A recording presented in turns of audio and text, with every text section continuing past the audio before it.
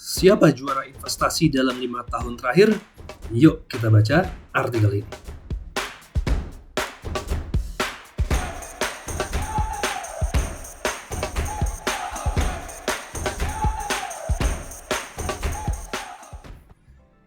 Assalamualaikum warahmatullahi wabarakatuh. Apa kabar teman-teman mentor keuangan? Selamat datang kembali di channel YouTube Mentor Keuangan, channel untuk edukasi perencanaan keuangan pribadi. Nah, di episode kali ini saya ingin membacakan sebuah artikel yang sangat menarik ya. Ini saya baru dapat dari oneshield.com.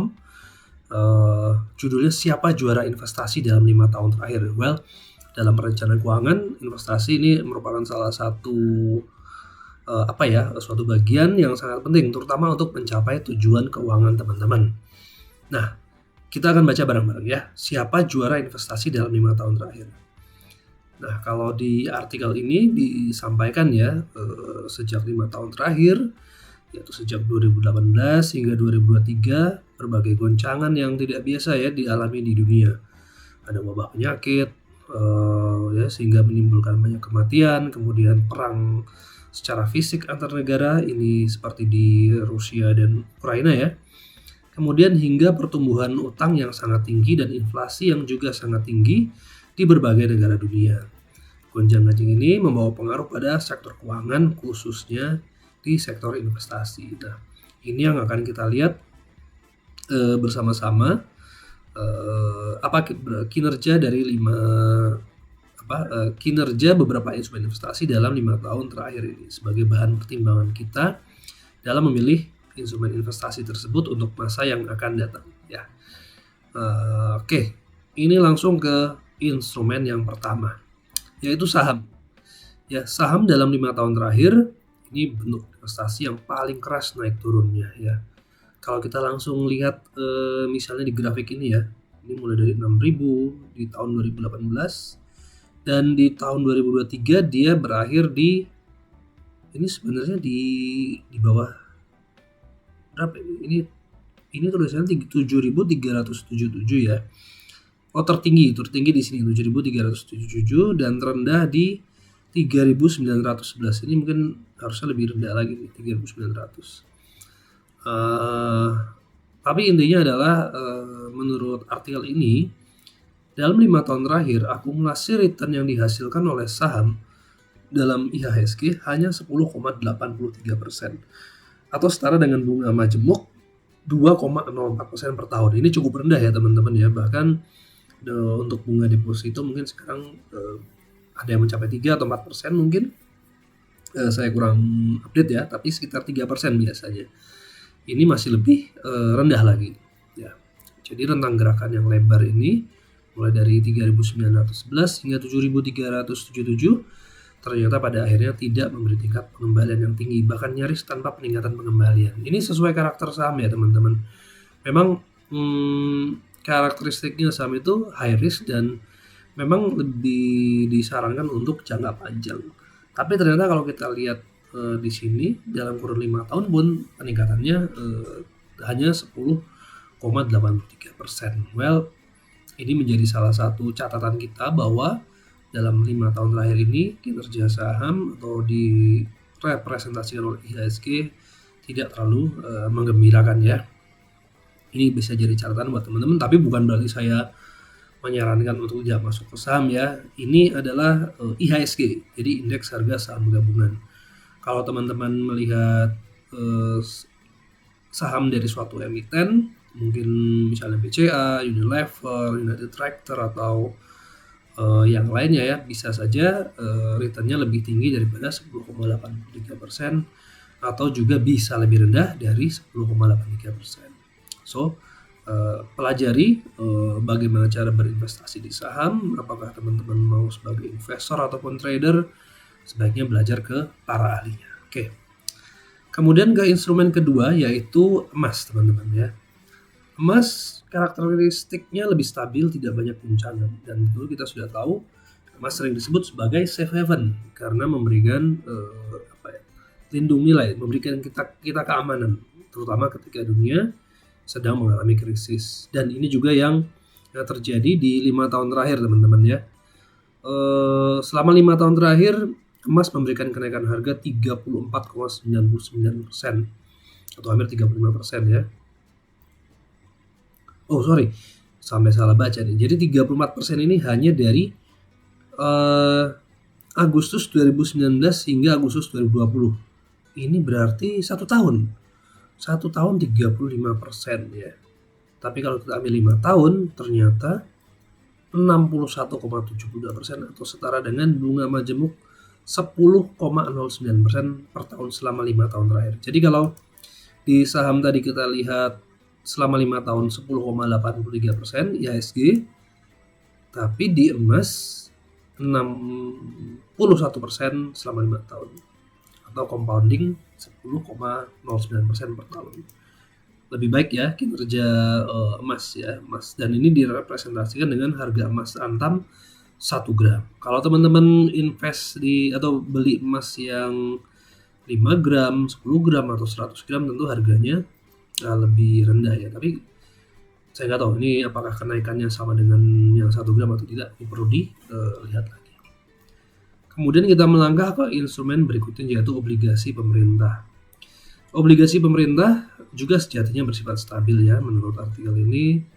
Di pasar sekunder tidak terlalu volatile, akibatnya perubahan yield juga tidak terlalu signifikan. Oke, kita coba cari ya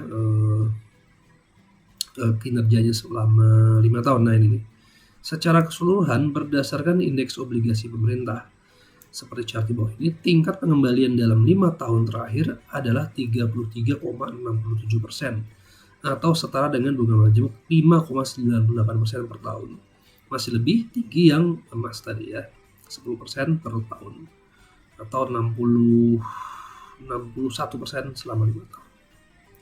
Ini direpresentasikan dengan Infovesta Government Bond Index ya. Tapi kalau teman-teman lihat grafik ini kayaknya bagus ya, cenderung naik terus ya, uptrend ya, karena dia memang obligasi, apalagi obligasi pemerintah ya, memang dijamin dengan undang-undang bahkan untuk pengembalian pembayaran bunga dan pokoknya.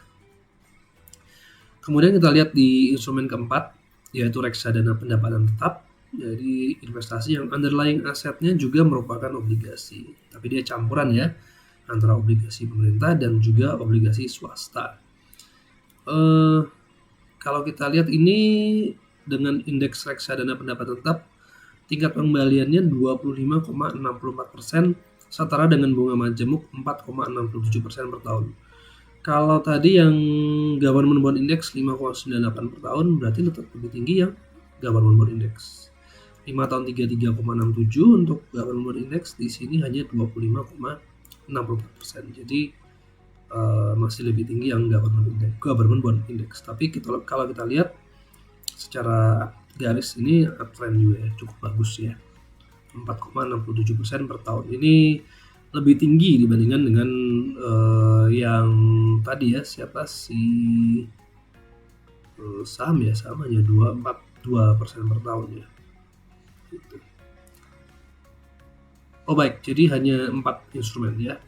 Nah, pertanyaan akhirnya adalah, jadi investasi mana yang akan Anda pertimbangkan untuk dibeli dalam waktu dekat? Nah kalau ini, kalau pendapat saya sih, tentu tetap teman-teman sesuaikan dengan tujuan investasi teman-teman. Kalau apakah jangka pendek, menengah atau panjang, kemudian tentunya sesuaikan juga dengan profil risiko teman-teman. Apakah seorang yang konservatif, moderat, ataupun agresif, atau bisa kadang di tengah-tengah di antaranya ya. Jadi konservatif tapi yang lebih cenderung moderat, atau moderat yang cenderung agresif. Jadi bisa aja teman-teman menggabungkan antara keempat instrumen di sini ya.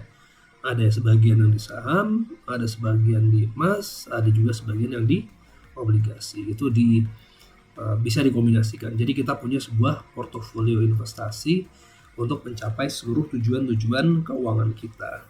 Dan tentunya tetap ya, saya ingatkan untuk dilakukan monitoring secara rutin per tahun melalui financial check up. Oke, ini ada di bagian akhir perhatian atau bisa disclaimer ya. Pandangan yang diungkapkan termasuk hasil dari kejadian di masa depan adalah pendapat tim jendela investasi One Shield hanya pada 1 Juni 2023 dan tidak akan direvisi untuk kejadian setelah dokumen ini diserahkan kepada editor untuk dipublikasikan. Nah, pernyataan di sini tidak mewakili dan tidak boleh dianggap sebagai nasihat investasi. Anda tidak boleh menggunakan artikel ini untuk tujuan investasi. Tapi kalau buat mencakup pertanyaan berwawasan ke depan untuk peristiwa masa depan yang mungkin atau mungkin tidak berkembang sesuai pendapat penulis. Sebelum membuat keputusan investasi, Anda harus berkonsultasi dengan penasihat investasi, bisnis, hukum pajak, dan penasihat keuangan Anda sendiri. Nah, ini tim jendela investasi, ada Bu Imelda Trigan, ada Mas Budi Raharjo, Pak Muhammad Andoko, Bu Erlina Cuita, Ibu Agustina Fitria, Mbak Rahma Mita, dan Lucia dan Mawar. Ini semua adalah para perencana keuangan di One Shield Financial Independence. Ini guru-guru saya semua nih kebetulan. Oke, teman-teman, jadi kembali ke pertanyaan di judul, siapa juara investasi dalam 5 tahun terakhir? Jadi juaranya adalah si emas ya, dalam 5 tahun terakhir ini dari 2018 sampai 2023 juaranya adalah emas antam 1 gram. Cukup ini ya, impresif, terutama kalau dalam hal ini sangat karena didukung oleh kejadian pandemi COVID ya, krisis kesehatan yang kemudian berlanjut ke krisis ekonomi dan juga diperparah dengan kondisi geopolitik ya di Eropa. Oke teman-teman, itu aja dari saya. Mudah-mudahan bisa memberikan inspirasi untuk teman-teman ya. Jangan lupa untuk selalu do your own research ya untuk melakukan investasi. Semua akan kembali kepada keputusan teman-teman sendiri.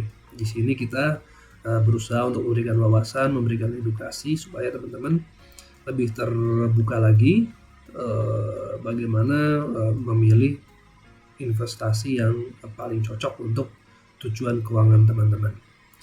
Oke, akhir kata, terima kasih atas perhatiannya, dan jangan lupa juga untuk selalu cek di oneshield.com ya. Ini banyak artikel-artikel juga yang bagus, dan ada juga kalkulator perencanaan keuangan. Ini saya rekomendasikan untuk teman-teman untuk dilihatlah artikel-artikel ini, dibaca setiap hari atau seminggu sekali, silakan.